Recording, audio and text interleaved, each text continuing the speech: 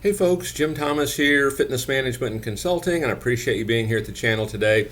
And those of you that are new to the channel, if you're finding us for the very first time, please hit that subscribe button. Also, please hit that like button. And if you're a current subscriber, hey, welcome back. I appreciate you being here.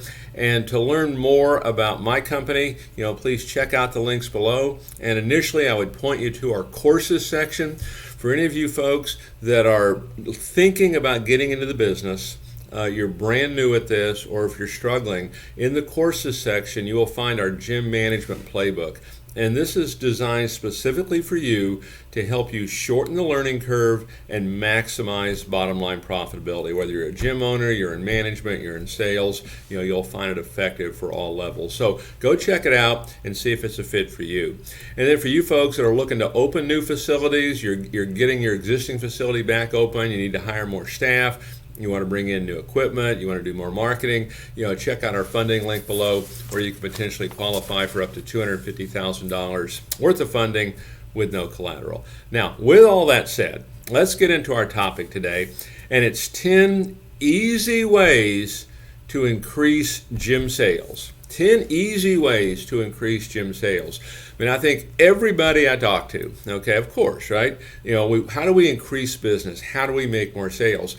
And I want to give you some things that you can do, and you can do them right now to start increasing business, okay? And if at any level it's uncomfortable, just know that that's normal, because one of the secrets to this is being willing to step outside of our comfort zone and continue to push through it. So number one on our list to increase gym sales, make more calls. Make more outbound calls. Okay, now make sure you have an outbound call script. Now the first thing I would say here is you can do a search here on the channel for an outbound call script. We have one on here and we walk you through exactly how to use it. So get yourself a script, you want to use it. And as a quick reminder, the reason that you use a script, the reason that you memorize a script is so that you're free to be yourself. Okay, and so it's important that you have that. So making more outbound calls. And so many folks that I talk to, how many calls you make today? 1, 2, 5, okay? It won't be near enough. I mean, the best people, they'll make 100, okay? The more calls you make, the more contacts you make, the more impressions you make, the more sales you're going to make. Because ultimately what you're trying to do here, you can just reduce this to the math. Okay, if I need 3 sales, that means I need 6 people to talk to. That means I need 12 appointments. That means I need to make 100 outbound calls. That means I need to generate 10 new leads a day. Learn how to do the math, and it really makes this very simple if we look to do it that way. So make more calls. Okay, whatever you're doing now, start there. If you're making 5, let's take it to 10. If you're taking 10, let's take it to 20. And just keep building on it. And I'll give you one more thing on this. When I talk about making 100 calls, a lot of people, they freak out over that. But think of the math here for a second. Let's just say, for easy math, let's say you're working 10 hours in a day. 100 calls, 100 dials to the phone. That would be 10 dials to the phone per hour. Could you make 10 dials to the phone per hour? Is that overwhelming? And just know you're probably going to get a hold of 20% of them, 2. So make 10 dials per hour, you're probably going to talk to 2. Can you do that every hour? I think most can. So make more calls. Number 2, increase the percentage of your time that you spend selling. So here's what the data tells us. The data tells us that salespeople only spend 20% of their time doing something that's going to result in a sale. Think about it, okay? Think of what you're doing right now. Salespeople only spend 20% of their time doing something that's actually going to result in a sale, okay? What if you took that to 40%? And 40% is not that great, but what if you took it to 40? Using those numbers, you've doubled your business. What if you took it to 80? You've doubled it again. And so time management, and the question you want to ask yourself, the question that we suggest always asking yourself when it comes to this, is what I'm doing right now going to result in a sale? You want to be able to answer yes to that, because if you can't answer yes, change what you're doing and let's do something that will. Okay? Is what I'm doing right now going to result in a sale? Number 3, stop buying technology because it's cool. Okay, I mean, one of the things that I see this over and over and over, and I think probably we're all guilty of it at some level. Hey, some new gadget comes on the market. Let's get it. Let's try it, and let's just take what we need. Let's just get what we need. Okay, I've got technology that I use that if people call me, they'll get an automatic text message back. I've got technology that will do automatic email follow-ups. There's technology with email programs that on a blast email, it'll send follow-ups if someone doesn't open the initial email. I mean, those kind of things are good. Things that help you scale. But just don't start buying technology because it's cool and taking up all this time, trying to learn it and then discovering it doesn't work for you. Let's find what works, let's go with that, and let's start writing business. Number 4, think about selling as a service to the customer. When you think about selling, think about it as a service. And what I mean as a service is we want to solve problems for folks. We want to provide solutions. So when you're talking to your customer in person, on the phone, whatever it is, okay, think of yourself as a resource center. I'm a resource center to help them get the results they're looking for. I'm a coach to help them get the results they're looking for. Okay, it's not about, hey, we've got all this equipment, here's a great price. Certainly you tell them that, but that's not how you're thinking. You're thinking you're a resource center. So think about selling as you're solving problems for your customer. This changes everything for most people, if we do this. Focus on them and how you can help them solve this. And then when you ask them to buy, chances are pretty good. You're going to start getting a lot more yeses than what you might currently be getting. Number 5, terminate weak engagements. And so here's what I mean. And maybe not terminate. I'm not a fan of totally terminating a weak engagement, a weak lead. I will cut back maybe on the follow-up of it. It may not be as frequent. Okay, but folks that have no-showed you, folks that have not come in, as long as you're producing plenty of new leads, those may not get called quite as often. Okay, but let me share this story with you. We had a club one time that we had a really good salesperson. She had experience. She was great. She had everything you want and doing a great job. And we had hired a brand new person. We were training her. And so what we told one of our experienced folks is, hey, give us your old leads. Give us all the folks that you've worked, okay? And we're going to give them to the new person. This is where they're going to start, okay? You've probably worked them really well, and good chance that we can't make any mistakes over here. And so I'll never forget, I walked in the next day, and here's this new gal. She's waving this card at me. She goes, Jim, I made my first sale. It was $1,500 cash. I'm thinking, wow, that's fantastic. Where'd that come from? And so I grabbed the lead card, and it came from our experienced salesperson. And what the lead was, it was a referral that she'd gotten from somebody that she'd called once and left a voicemail message. And that was it. Okay, it wasn't worked near as well as it could have been. So yeah, we want to slow down on some of the weaker engagements, but make sure we really put an effort into them before we decide to do that. Okay, don't just don't prejudge. We want to treat everybody like a buyer.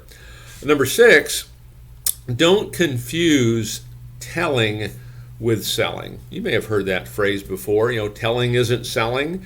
Don't tell them. Okay, don't tell them here's everything we have. Selling is about solving problems. Selling is about providing solutions, about building value. Because when value exceeds price, people will buy. Okay, and we have a tendency sometimes, I think, to put on this hat, this sales hat, that what we think it is, and we start going on, talk, tell, overload. And that's not what it's about. We want to be asking questions, finding out as much about our customer as we can. Number 7, it's generating new leads. We want to increase our gym sales, right? We want to do it easy. Make sure your pipeline is full. Make sure your pipeline always stays full. One of the biggest mistakes of folks that sometimes are selling pretty well is they're getting some traffic, they're closing some sales, but they're not building their pipeline, and as soon as that traffic flow stops, they're in trouble. How do you keep your pipeline full? Well, make sure every person you sign up is getting a referral presentation. Make sure you're following up with them on referrals. Make sure you're talking to your existing members about referrals. Make sure you're following up with former members. Make sure you're talking to inactive members about maybe getting a workout partner and coming back in. Maybe you're working corporate accounts. Maybe you're working with local merchants in the area. Maybe you have different events. You've got a local apartment complex that's going to have a tenant appreciation day. So the point is, keep the pipeline full.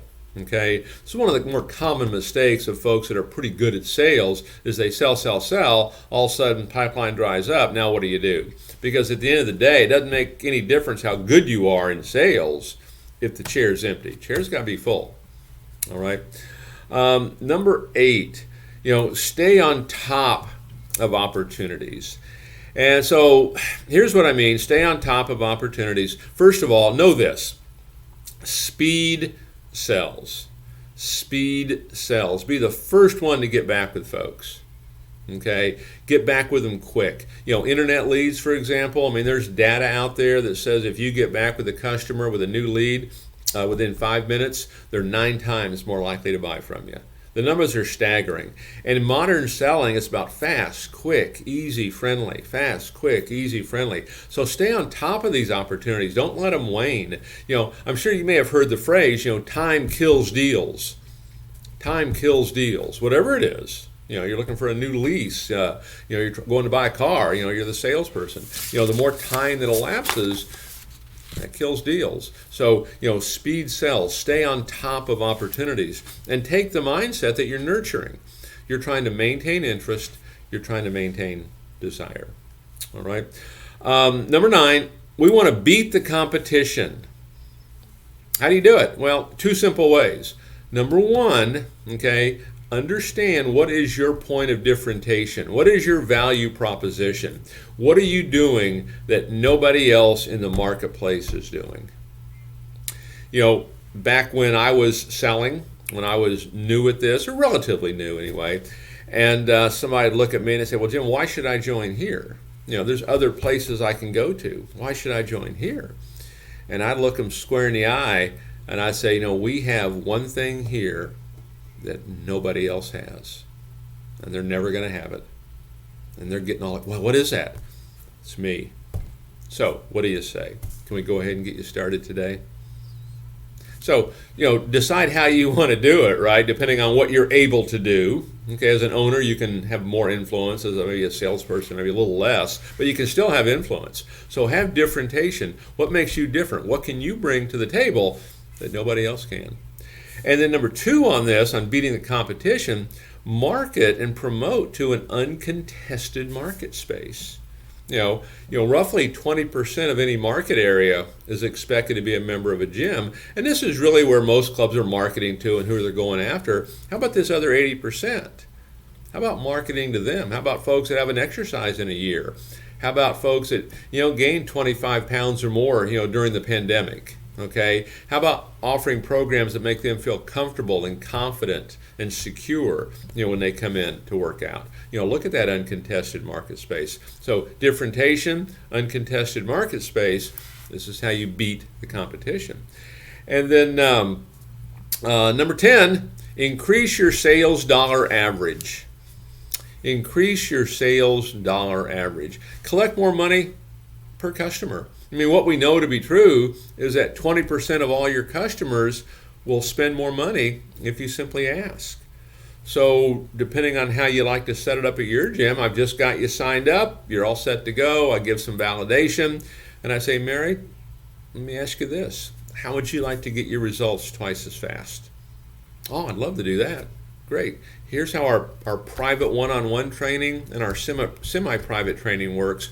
Our clients, our customers that get the results twice as fast, this is what they're doing. Ask them to buy. As they're leaving, Mary, now that you're a member with us, we need to get you some cool looking gear. Check out the material, on this new hoodie. Mary, do you like to wear hats? Average customer probably spends $60. Okay, get 20% of your folks to do this. So increase your sales dollar average. Maybe when you're presenting your membership at point of sale, you got, hey, here's our deluxe program, here's our semi-deluxe, okay? 20% will probably take that high program, All right, so a higher sales dollar average will do that. So 10 easy ways. These are all things that really you can kind of start doing right now. You can start doing them today. Okay, and do them regular, do them consistent. Don't get complacent with it. 10 easy ways to increase gym sales. So folks, if you found the information beneficial, please hit the like button. I appreciate it. Again, to learn more about me, check out the links below. Be sure to check out the course section for the Gym Management Playbook, and we'll look forward to seeing y'all in that next video.